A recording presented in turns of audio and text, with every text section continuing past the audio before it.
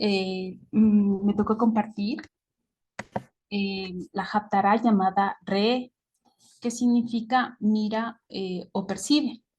Esta Haftarah está comprendida en el libro de Isaías, en el capítulo 54, desde el versículo 11 al capítulo 55, versículo 5.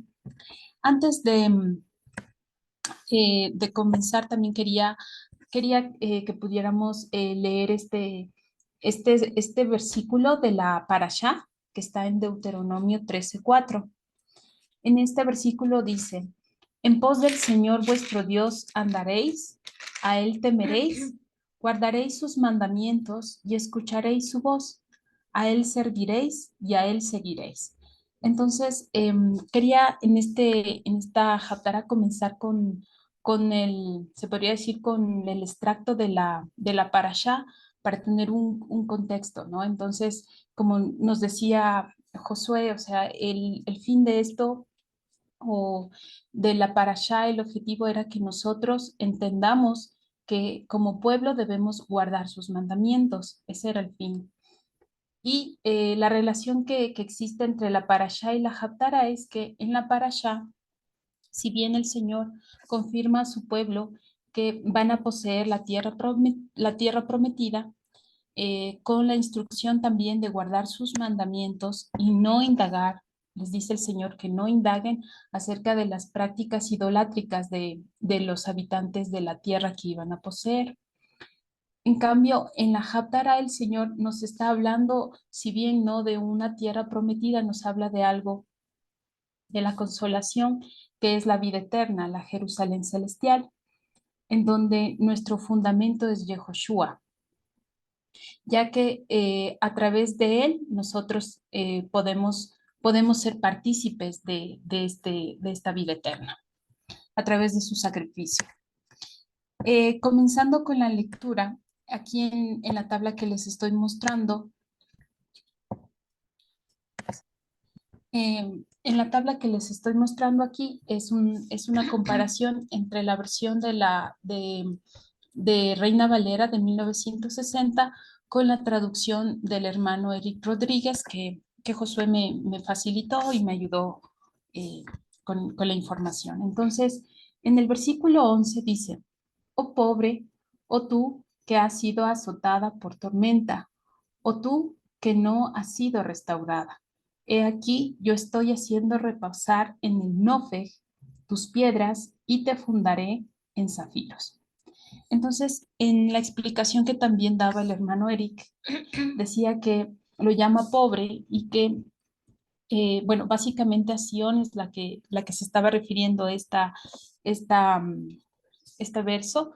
Entonces dice que pobre en hebreo significa anilla. Entonces dice que anilla hacía referencia a que Sion era como saqueada. Incluso también hablaba acerca de las profecías de la destrucción de los templos, entonces de todo lo que había sufrido Sion a causa de, de la invasión de otros reinos, ¿no? Entonces, también habla acerca de azotada por tormenta. Dice que tormenta viene de la palabra Sahar, y decía que Sion es saqueada por tormenta debido a los vientos de las doctrinas, de otras doctrinas, que básicamente son como soluciones temporales, que no se diferencia de lo que nosotros actualmente vivimos, ¿no? A veces nos dan ciertas cosas que no necesariamente están apegadas a la palabra del Señor. Entonces, también nos dice que no ha sido restaurada o no ha sido consolada, lo rujama. ¿Por qué no ha sido consolada Sion? Nos hacía también caer en cuenta, era porque no había escuchado las palabras del Señor, porque todos los vientos de doctrinas, de otras doctrinas, a Sion, a su pueblo, lo había alejado de la palabra del Señor. Otra palabra muy importante dentro de este versículo es Nofeg, que básicamente es la piedra de Judá. Entonces, ahora dice que también puede considerarse como el carbunclo. Otro nombre también sería el Jacinto, uno de los fundamentos de la Nueva Jerusalén. En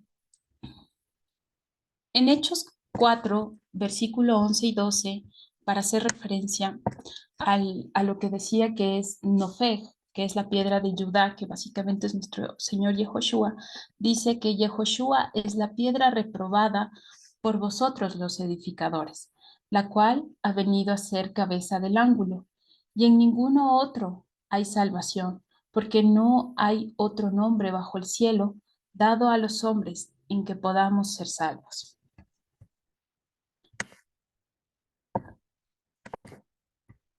Bueno, no sé si me están escuchando.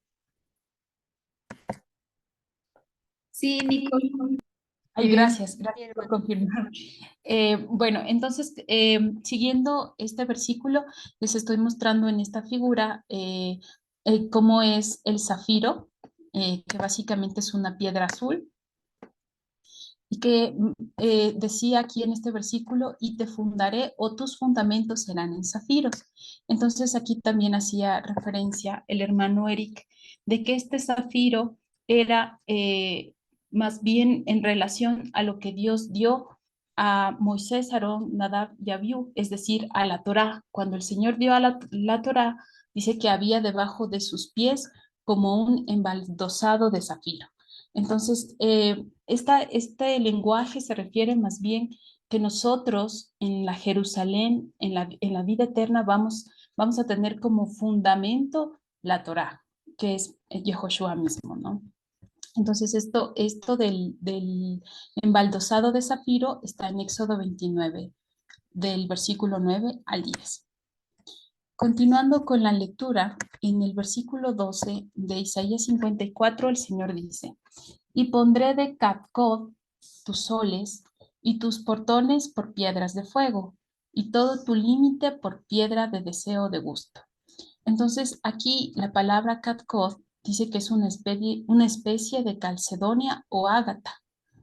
Otros también dicen que pueden referirse al jacinto, otra piedra preciosa que ustedes pueden ver aquí, que una imagen de cómo es esta piedra. Y también dice que puede ser otra forma de nombrar al inofe. El inofe, como vimos anteriormente, perdón, que era otra piedra,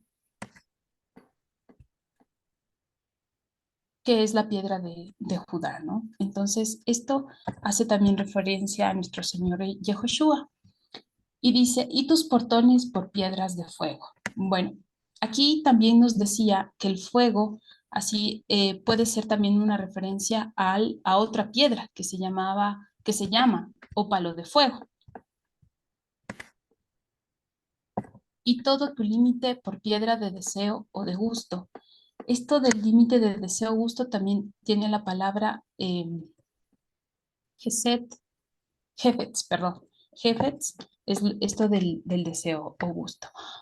Pero podemos nosotros entender este versículo 12, que el Señor, que es nuestra piedra, que ha sido la piedra angular, dice que también va a producir en nosotros el debido refinamiento, es decir, vamos a ser pasados por fuego, vamos a ser limpiados y vamos a encontrar en Él complacencia, en Él vamos a encontrar gusto.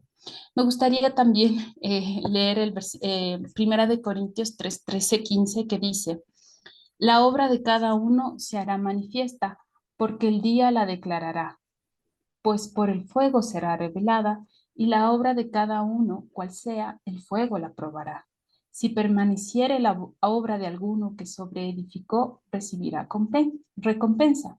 Si la obra de alguno se quemare, él sufrirá pérdida, si bien él mismo será salvo, aunque así como por fuego. Esto con relación al versículo 12. En el versículo 13, el Señor dice, y todos tus hijos serán instruidos del Señor, y abundante será el shalom de tus hijos. Entonces, decía que cuando vino por primera vez nuestro Señor Yehoshua, en Juan 6:45 dice, escrito está en los profetas y serán todos enseñados por Dios. Así que todo aquel que oyó al Padre y aprendió de él, viene a mí. Eso el Señor nos da esta promesa de que vamos a ser instruidos en su primera venida y también en su segunda venida. Cabe también señalar que en su primera venida, después de que Él resucitó, nos dejó su Ruach. Entonces, a través de su Ruach es que nosotros hemos también podido ser instruidos, ¿no? En Juan 16, del versículo 13-14 dice, pero cuando venga el Espíritu de verdad, Él os guiará a toda la verdad, porque no hablará por su propia cuenta, sino que hablará todo lo que oyere, y os hará saber las cosas que habrán de venir.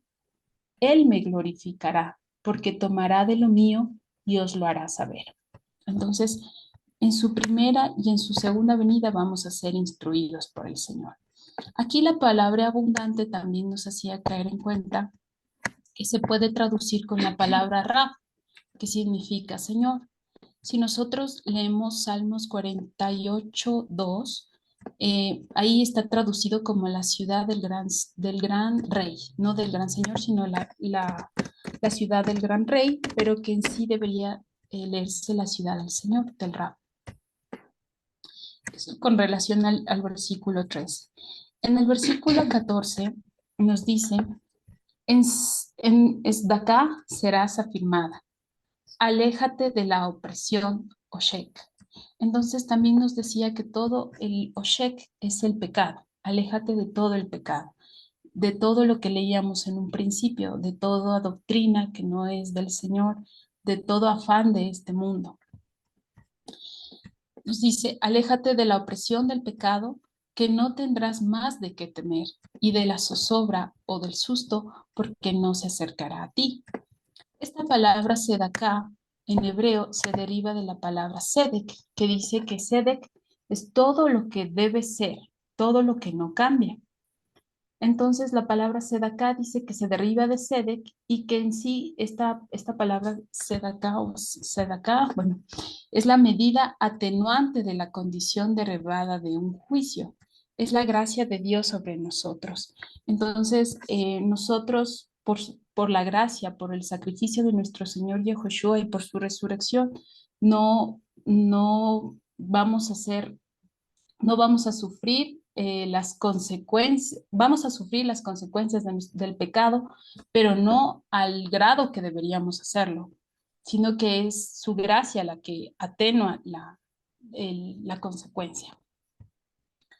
Entonces, también en el versículo 15 dice, he aquí, temer, él temerá, de no estar conmigo. Quien resida contigo para mal, caerá junto a ti. Entonces decía que caer junto a ti es todo aquel que no está dentro del pacto del Señor. Está hablando aquí ya, entiendo, del juicio del Señor.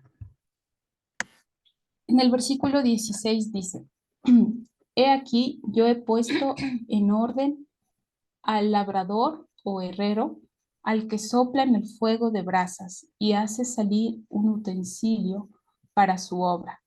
He puesto en orden al mashhid para estropear. Entonces, aquí nos decía que esta palabra la palabra harash es labrador o herrero, que en sí esta función de labrador o herrero la hace nuestro Señor Mashiach.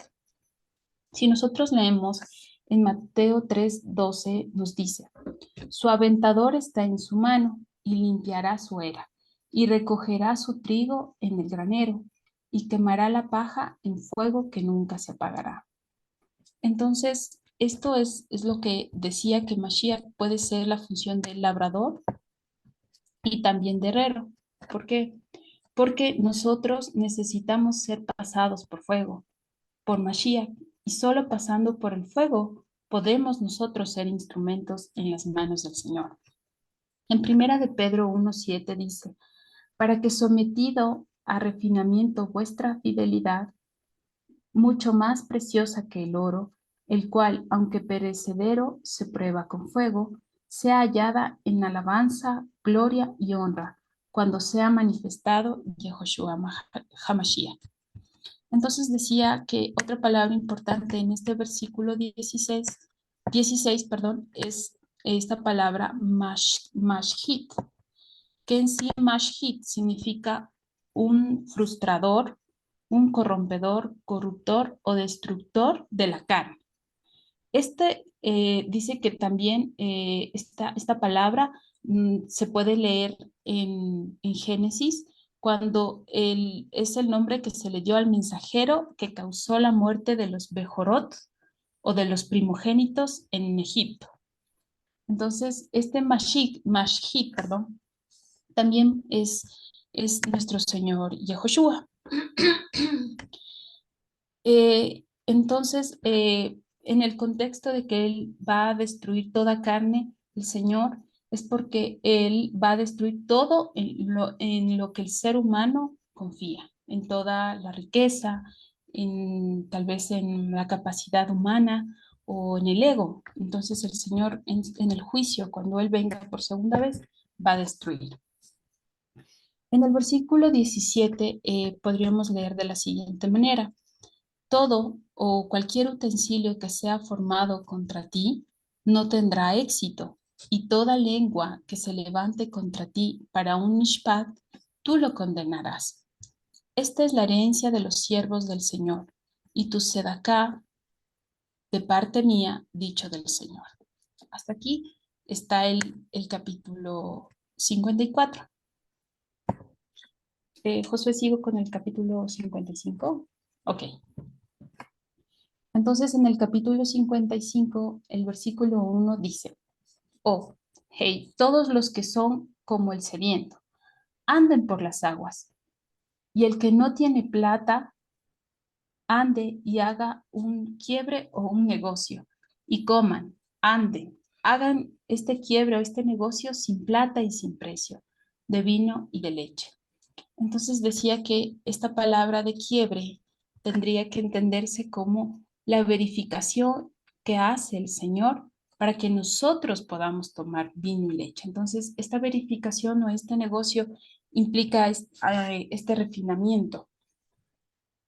Y el vino puede considerarse como el símbolo del gozo y la alegría, y la leche como el símbolo de la nutrición. Entonces, es necesario que nosotros pasemos por el refinamiento del Señor, pero para que nosotros podamos tener su alimento, porque Él es nuestro Señor, Él es el maná del cielo. Según el versículo 2 dice, porque van a pasar, ¿por qué van a pasar? ¿Por qué van a pesar plata sin pan? Y la labor de ustedes sin saciarse. En el versículo 3, escuchen, el escuchar hacia mí, es decir, coman el bien, para que se deleiten en el deshen, el pescuezo de ustedes o el ser de ustedes. Inclinen el oído de ustedes y anden hacia mí. Escuchen, y el pescuezo de ustedes seguirán vivo. Yo cortaré para ustedes un Brit Olam, y este Brit Olam es las piedades del amado. Las piedades fieles del amado, no podemos olvidar que significa la muerte y la resurrección de Mashiach. En este versículo 3 también es necesario que nosotros consideremos que la palabra de Shem son las cenizas, eran las cenizas o lo que quedaba del sacrificio de reconciliación que era acepto delante del Señor. En el Salmo 23:5, el Señor dice, perdón, aquí dice David, harás acepta mi cabeza con aceite. La voluntad del Señor es la que nos hace aceptos. Y este Brit Olam, como hemos estado estudiando, es el testamento sin un tiempo definido o conocido. Y aquí, en lugar de leer las piedades, las misericordias firmes a David, nosotros leemos las piedades fieles del amado, ya que tienen la misma raíz, se podría decir, pero es con relación a Yehoshua. En Efesios 1:6 podemos leer el siguiente versículo que dice, para alabanza de la gloria de su gracia, con la cual nos hizo aceptos en el amado. El versículo 4. He aquí, yo a él lo pondré por testigo de naciones poderosas, como representante y como quien da ordenación de naciones poderosas. Entonces, nuestro representante es nuestro Señor Yehoshua y la ordenación o la capacitación proviene de Él, ¿no? A través de su Torah. Él es el que nos va a seguir instruyendo. Y en el versículo 5 dice, o deberíamos leerlo así, he aquí, Goy que no conozcas, tú llamarás, y cualquier Goy de los que no te conocían, a ti correrán, por causa del Señor tu Elohim y por el Santo de Israel, porque Él te condecorará. Entonces, hasta aquí es la Haftarah, Josuecito. Gracias. Ok, muchas gracias, Nico, perdón. Nico, por compartirnos. Sí. ¿Tenemos alguna pregunta por ahí respecto a esta porción? Que sería una más de las de consolación. ¿Alguna pregunta por ahí?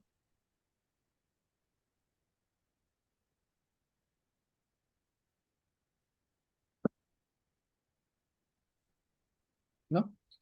Si no, Nico, te pediría que nos ayudes proyectando igual la traducción, por favor. Gracias. Ok, ya mismo sale. Desde el inicio. Muy bien, gracias. Ok. Entonces, fíjense, aquí, digamos, corresponde saber que, digamos, este es el contexto de lo que, digamos, es lo que continúa aquella porción que la anterior semana nos compartía Jesse. ¿Se acuerdan de la anterior porción de restauración? De aquel pasaje precisamente de Isaías, que es el que cita Pablo en Gálatas 4. Sí, esa que dice, pero tú, si más son los hijos de la estéril y demás que de la que tenía marido. Y aquí una vez más vemos un concepto, digamos, de lo que quería que podamos profundizar o, digamos, no perder de vista, es este tema de la consolación. Recordemos que esta es otra haftará de consolación y que la consolación, como lo entendemos, más que referirse a ese ánimo de que ya pase el llanto, la tristeza, es de restaurar a la persona o al pueblo, en este caso, a su estado, ya no le digo original, sino a su estado ideal, ¿ya? El estado ideal, ¿sí? Ahora bien, ahora bien, fíjense ustedes, ¿por qué? Porque aquí está hablándole a quién, ¿ya? Como se preguntaba Jessy la anterior semana. ¿A quién le está hablando? Aquí le está hablando a alguien que, digamos, desde el inicio, ¿no? A una persona que es estéril, etcétera, que está pobre, que está debilitada aquí, ¿no es cierto? Que nosotros sabemos que está hablando de un símil, digamos, está hablando no literalmente, sino está hablando de algo que, más bien dicho, está utilizando muchas figuras gramaticales, muchas figuras literarias para enseñarnos algo interesante, ¿ya?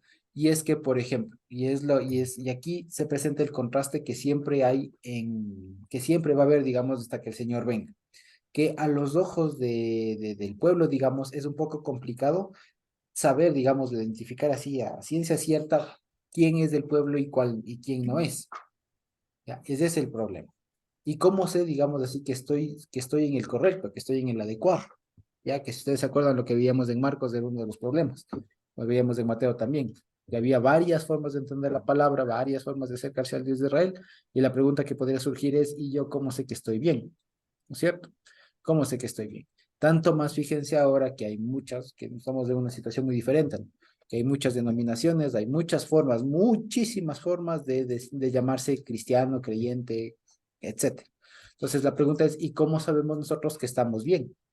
Que estamos en la correcta, ¿no es cierto? ¿Cómo lo sabemos? O más aún, ¿cómo sabemos quién está y quién no está? ¿Ya? Entonces, primero, lo que aquí nos va a decir y es a utilizar una primera forma de acercarse a esta imagen de a quién pertenecemos, ¿no es cierto? De en dónde está nuestro cimiento y demás, es porque a esta, ¿no es cierto? A esta ciudad aquí, por ejemplo, se le llama pobre y azotada por la tormenta, ¿ya? Y esto, fíjense ustedes que en lugar de ser como algo de pobrecita, estás maltratada y todo eso, dado que se está refiriendo a la Nueva Jerusalén, podría también referirse a que en realidad está pobre, pero no en el sentido de que no tiene nada, sino de que no tiene algo extra. No sé si me explico. O sea, no tiene, o sea, tiene lo que tiene que tener. sea, no tiene nada de este mundo. O sea, ha pasado la tormenta por encima de tal manera que se ha llevado todo lo que no le correspondía. Y en ese sentido se le ve pobre. Por eso es que fíjense que antes se le ha llamado en el versículo 1, se le llama estéril. ¿Ya? Y esto en lugar de ser algo negativo, de ser algo, digamos, triste, ¿no es cierto? En realidad es algo de alegría, que es como lo que aquí el Señor está tratando de plantear, es que a nuestros ojos lo que el Señor plantea no es nada de lo que nosotros esperaríamos, quiero decir, ¿sí? O sea, nos presenta a su plan, a su idea de pueblo, de la Nueva Jerusalén y demás, nos plantea a nosotros no como como lo que nosotros imaginaríamos de primera, ¿no es cierto? O sea, no como aquello final que va a ser algo glorioso de oro y tal, como nos lo pinta, como nos lo presenta, digamos, Apocalipsis, sino que nos presenta algo mucho más estéticamente desagradable. Alguien estéril que parece que no tiene hijos, alguien pobre, etcétera. ¿Me explico? Y de hecho, esa es la imagen que el mundo tiene de nosotros, como pueblo, ¿o no? Esa es la imagen que el pueblo tiene, que el mundo tiene de la iglesia. No son unos cualquiera por ahí, pobres, que parece que son algunos, pero cualquier cosa, ¿no? O sea, sí, en realidad, en general. Pero en realidad lo que dice, lo que ustedes no saben es que, y en esto consiste el aspecto de la consolación, ¿no? Que es de envolverle al estado ideal. ¿Cuál es el estado ideal? Lo que dice. Y fíjense ustedes que aquí hay muchos simbolismos que se ve a partir de los paralelos. Fíjense ustedes, ya voy a leer aquí en la traducción que nos ayuda proyectando a Nico. Entonces ya sabemos de esto, ¿no? Pobre tú que has sido azotada por tormentas, que no has sido restaurada. He aquí, fíjense ustedes, aquí viene un primer paralelo. Yo estoy haciendo reposar en el Nofec tus piedras y te fundaré en zafiros. ¿De acuerdo? Entonces aquí hay primero un primer paralelismo, porque le dice que le haré reposar en el Nofec tus piedras, se entiende de las murallas, ¿no es cierto? Y te fundaré en zafiros. Así que le está poniendo de fundamento, le está diciendo ¿qué vemos aquí? Que le dice que a diferencia de lo que parecería, en realidad la restauración de lo que, digamos, de lo que no se ve aquí, lo que se va a ver allá, es que el fundamento va a ser muy valioso. Es muy valioso, que tiene valor, que donde otras personas no ven valor, en realidad es todo lo contrario en virtud de que el Señor le está fundamentando con algo muy valioso. Ahora, si nos ponemos un poco más a indagar el tema de las piedras, en realidad es un poco complicado saber a ciencia cierta cuál es cuál, ¿ya? Pero lo que sí debemos saber es que las piedras preciosas en general, ¿alguien sabe o se acuerda cómo se forman las piedras preciosas? ¿O cómo es qué tiene que pasar para que se formen? ¿Alguien se acuerda? ¿Tiene que ser pasada por fuego? No necesariamente. ¿Cómo para que se formen las piedras preciosas? La presión, exacto. La gran depresión de la tierra y todo lo demás por mucho, mucho tiempo. O sea, es una cuestión de nada bonito. Entonces, fíjense ustedes que vamos a ver que aquí lo que está diciendo es que en realidad las piedras preciosas son el pueblo. ¿Ya? Las piedras preciosas van a ser un sinónimo del pueblo. ¿Ya? Entonces, fíjense, dice, pobrecita, etcétera, ¿cierto? Dice, pero yo te fundaré tus piedras sobre carbunclo y sobre zafiros te fundaré. ¿Eso qué quiere decir? Que las piedras van a ser carbunclo y los cimientos van a ser zafiro. ¿Me explico? O sea, que en lugar de como aquí en la tierra, más bien dicho, antes de que venga la gran arquitectura moderna, ¿no es cierto? ¿Cómo se hacían los cimientos antes? ¿Han visto? ¿Cómo se hacía? Exacto, con piedras, con un montón de piedras, se hacía zanjas, se hacía cosas de piedras enormes. Piedras, pero ¿qué piedras? Dependiendo de las que había en la región. Piedra basáltica, piedra más, la piedra de la región, ¿ya? De acuerdo, entonces, pero se ponía piedras. Ahora, pregunta, ¿a alguien de nosotros se les ocurriría poner piedras preciosas de cimientos? No. Pues no, porque por un lado no parece rentable, ¿no es cierto? Y por otro lado es algo que no se ve, el cimiento, las piedras de abajo, no se ven. En todo caso, los que más plata tienen, exacto, se lucen las paredes, los adornos, pero en estructura nadie pone piedras preciosas. Pero resulta que la Nueva Jerusalén, la pobrecita, no es ninguna pobrecita, porque por debajo, desde el fundamento, está algo súper mega valioso, de mucho más valor de cualquier cosa que se puede encontrar acá. ¿Ya? Las piedras, los fundamentos, que es lo mismo básicamente. ¿Qué más dice el siguiente versículo? ¿Le puedes poner, porfa, Nico? Sí. ¿Qué representan esas piedras? Ahora vamos a ver la que representan las piedras, ¿sí? Porque eso está más adelante. Dice, fíjense, el 12, ¿no? Gracias. Y pondré de cascot tus soles. Soles son las ventanas. Es una forma de referirse a las ventanas. Sí, porque no es que tienen soles, literalmente, son las ventanas. Porque está hablando de una ciudad, de una muralla, etcétera. Esas son las ventanas, ¿sí? Cascot, como sabemos, son esta piedra rojiza. Y por eso también le ponen sol, porque cuando le ponían como de vidrio, imagínense ustedes, ¿ya? Como un vitral, imagínense ustedes, ponían piedra preciosa y era la piedra roja, pegaba la luz, desaparecía un sol, ¿ya? ¿Y qué más dice? Y tus portones por piedras de fuego. Ahora vemos lo mismo, ¿no es cierto? Todo tu límite por piedra de deseo o gusto, ¿no es cierto? Entonces, ¿qué está diciendo? Lo mismo. Algo, o sea, lo que está ejemplificando aquí a la par es que lo que el Señor está haciendo, la obra del Señor con su pueblo, es algo que que no se tiene la idea del valor que tiene y de la hermosura y todo lo demás. Pero más que nada del valor, el precio, o sea, todo aquello que hoy aquí es menospreciado, lo que nosotros, como decíamos, ¿no? Las angustias, las opresiones que nosotros sufrimos aquí, es lo que allá va a tener valor. Lo que allá se va a ver para qué. Exacto, entre más de aquí, porque es lo que le pasa con las piedras preciosas, sea un carbón, ¿cierto? Que es lo que básicamente no sé si ustedes saben que los diamantes, todo eso es básicamente carbón, pero tras una presión impresionante de la tierra y todo lo demás, ¿no es cierto? Entonces, fíjense ustedes, lo que tengamos aquí de presión, lo que nosotros suframos, por así decirlo, aquí de opresión y todo, según caminemos con el Señor, vale la pena decirlo, va a ser lo que después de allá genere fruto, y lo que allá se verá el valor, el real valor, si se quiere, ¿sí? Entonces, aquí en este versículo 12, pues está pasando lo mismo, dice, pondré de cascot tus soles, tus ventanas, ¿no es cierto? Y tus portones por piedras de fuego. O sea, básicamente es lo mismo. Va a decir que aquel lugar por donde va a entrar el sol, pues se puede entrar, digamos, lo transparente, aún eso va a ser de un material muy costoso. O sea, ¿qué está diciendo? Tanto las murallas, los cimientos y todos los aparejos de un lugar van a tener mucho, mucho valor. ¿Ya? Porque ya les digo, hoy un mega millonario que se quiere hacer una casa, así que tenga toda la plata del mundo, a lo mucho podrá poner de oro. Digo, recubrirle de oro o alguna cosa así, pero a nadie se le ocurriría poner ventanas de piedra preciosa. O poner una piedra, una puerta enorme de piedras preciosas. O sea, y no recubiertas, bien grabadas, sino que la puerta sea toda una piedra. ¿Ya? ¿No es cierto? Entonces, fíjense. O sea, pero no hay como tal, que toda la puerta sea la piedra, ¿no? No lo hay. O sea, hay engastadas y con adornitos, con cosas, pero no hay toda la piedra. Lo cual también implica, fíjense, que son unas piedras de dimensiones que no hay en este mundo. Porque imagínense ustedes un carbunclo, que aquí lo ven, ¿no? En las imágenes son más bien pequeños, que son en vetas nomás, o sea, no hay como que se encuentra un bloque de carbunclo, cuando se encuentra una piedrota, ¿no? Son pequeñas, ¿no? Entonces allá lo que dice es que los cimientos van a ser zafíos, o sea, son unas piedras enormes. O sea, es unas dimensiones que no corresponden a esta realidad. ¿Ya? Eso. ¿Qué más dice el 13, Nicole? ¿Puedes bajar un poquito? Gracias. Los soles son las ventanas. Sí, las entradas, esos como ojos de buey que tenían las paredes. Y entonces, fíjense, aquí viene el paralelismo de todo, ¿ya? Aquí viene. Entonces, fíjense lo que dice. Y todos tus hijos, ese I pueden entenderse como es decir, y es lo que respondía a la pregunta. Entonces, ¿qué representan todas estas piedras? Dice, todos tus hijos serán instruidos del Señor y abundante será el shalom de tus hijos. Entonces, ¿qué quiere decir que el Señor está construyendo a la Nueva Jerusalén con piedras preciosas y todo lo demás? ¿Qué significa?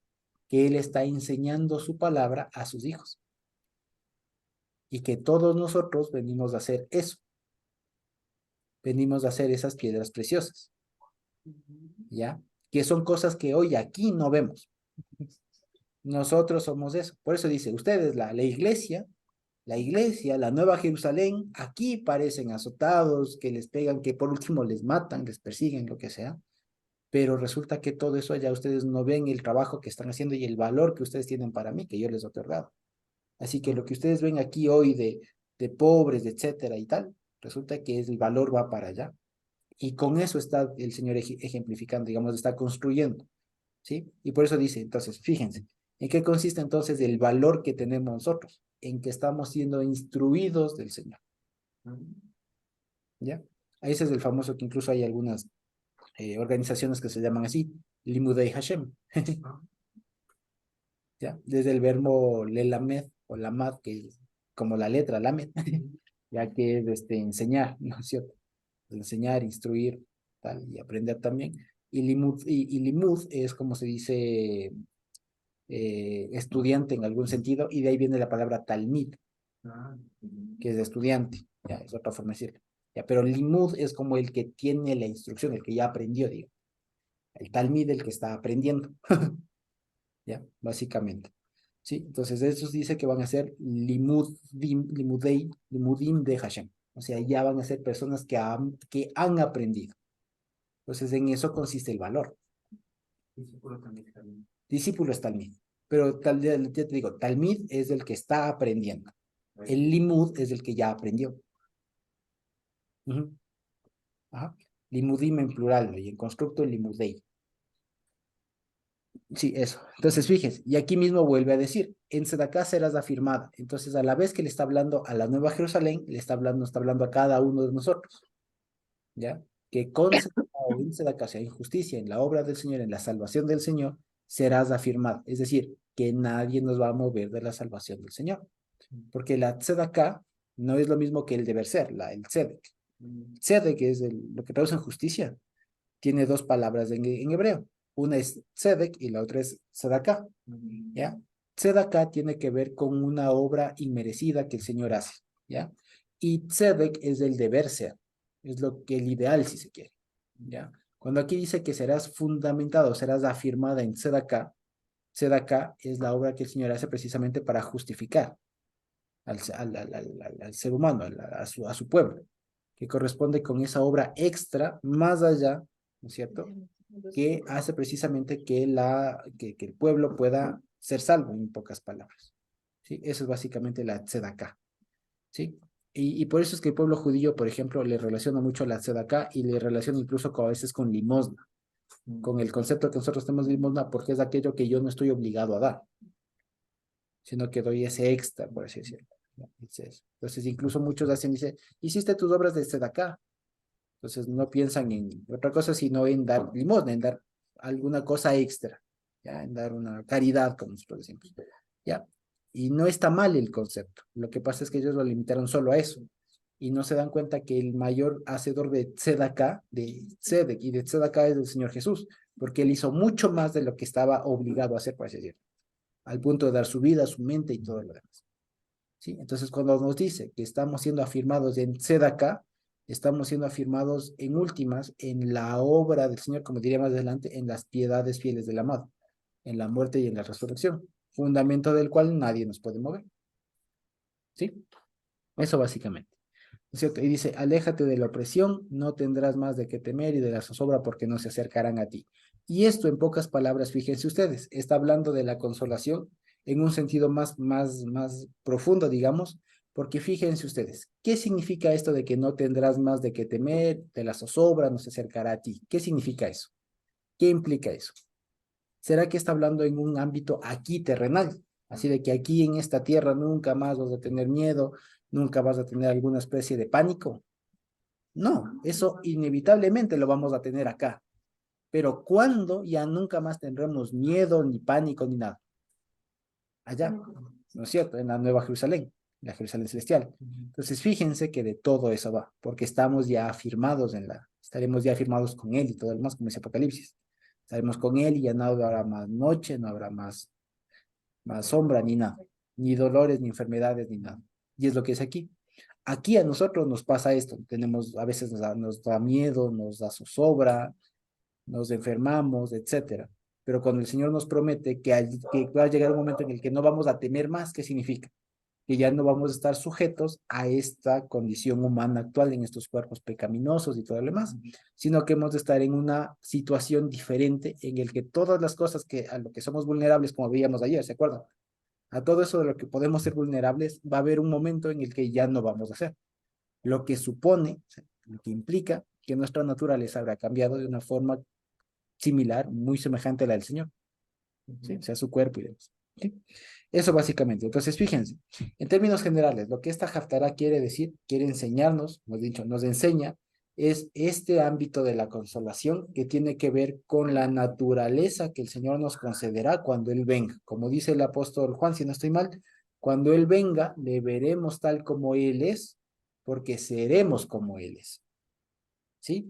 En eso consiste esta segunda parte de la consolación, de la restauración, de que compartamos la misma naturaleza con Él y que en esa naturaleza, ¿no es cierto?, celestial, si se quiere, ya no tiene poder sobre esa naturaleza, que es la misma del Señor, todo lo que nos aqueja ahora, enfermedades, vejez, opresiones, problemas, un montón de cosas, ¿sí? Que es lo más hermoso, digamos, ¿no es cierto?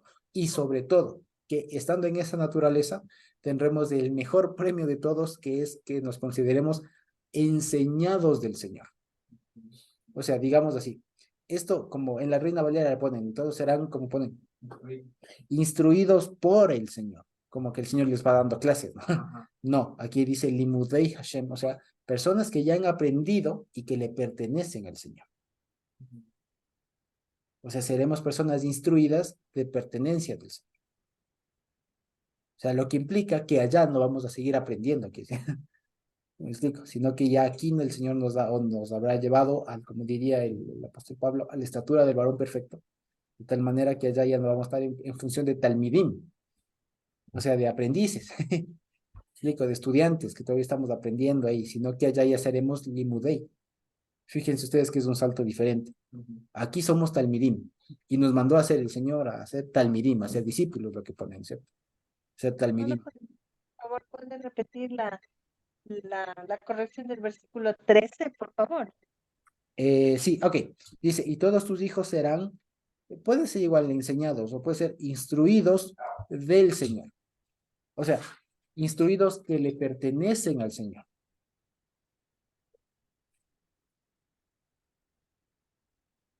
No es, no es como pone la traducción, instruidos por el Señor, porque eso da la idea de como que Dios les va a estar dando clases, ¿no? No, sino que son personas que ya aprendieron y que le pertenecen al Señor ahora. ¿Ya? Es distinto.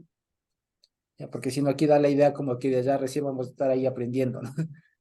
Y no, lo que pasa es que cuando Él venga y nos dé un cuerpo conforme a su naturaleza, como dice el apóstol Pablo, nos eleva a la estatura del varón perfecto y ya sabemos, somos personas, seremos seres, no sé si seguiremos siendo personas como tal, creía que ya no, tal vez ya no seremos humanos como tal, ya sería otra cosa, pero seremos pues, precisamente esto, limudei Hashem, instruidos que le pertenecen al Señor, ¿sí? Eso básicamente. ¿Sí? Así que, como les decía, es algo bonito. Mientras estamos en esta tierra, somos talmidim, ¿cierto? O sea, somos estudiantes, ¿cierto? Somos estudiantes. En cambio, cuando ya estemos allá, seremos, por así decirlo, estudiados. Ya es como cuando a veces se acuerdan que decían que somos leídos y escribidos, ¿se acuerdan que decían así? Algo así. Desde allá ya no seremos estudiantes, como que todavía no acabamos, sino que allá ya sería estudiado. Es alguien que ya aprendió, que ya sabe las cosas. ¿Sí? Exacto. Entonces, fíjense, de eso va esta porción y es lo que nos anhela también a nosotros a seguir adelante, ¿sí? Así que mientras estemos aquí en esta naturaleza, seguiremos siendo talmidim, un talmid, un estudiante, un aprendiz, seguimos aprendiendo, pero ya cuando el Señor venga seremos limudim, estudiados. O sea, gente que ya aprendió, gente que ya sabe lo que hay que saber, ¿sí? Bien interesante, ¿no es cierto? Eso básicamente. Entonces, ¿qué les parece si lo dejamos hasta ahí? No sé si hay preguntas. Muchas gracias, Nikita, perdón, Nico, por habernos compartido. Y no sé si tenemos alguna pregunta por ahí que nos quede.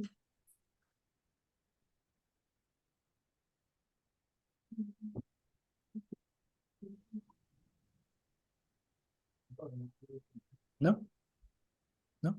¿No? Ok. Entonces, bendito Dios.